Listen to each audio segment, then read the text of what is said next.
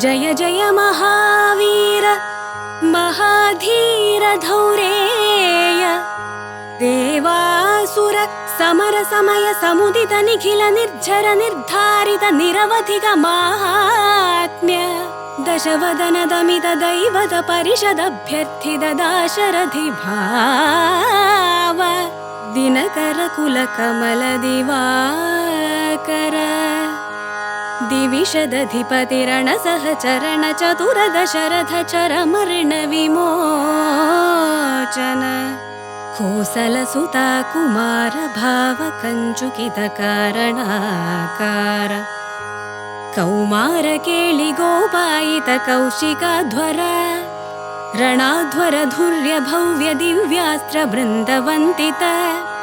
प्रणत जन विमत विमथन दुर्ललित दोर्ललित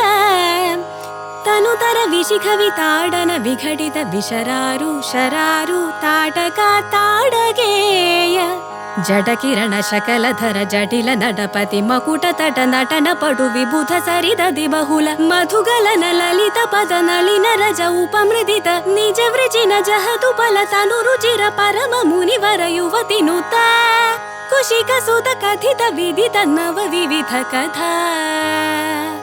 मैथिल नगर सुलोचनालोचन चकोर चंद्र